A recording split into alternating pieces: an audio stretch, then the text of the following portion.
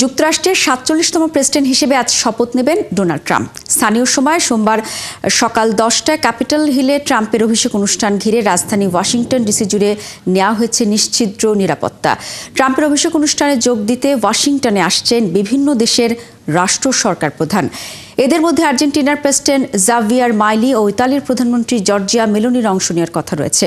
২০২১ সালে জো বাইডেনের অভিষেক অনুষ্ঠানে অনুপস্থিত ছিলেন ডোনাল্ড ট্রাম্প। কিন্তু সেই বাইডেনই শুধু নন, ট্রাম্পের শপথ অনুষ্ঠানে থাকবেন সাবেক president Bill Clinton, George W Bush এবং বারাক ওবামাও।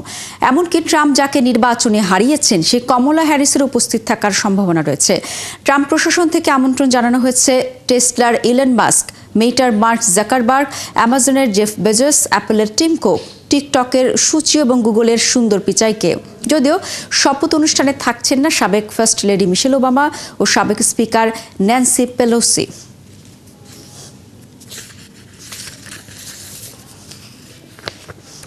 সানবিট সব দিবে সামাল। সানবিট ম্যাজিক প্রেস ডিশওয়াশিং এর মাথা ঘোরানো সলিউশন।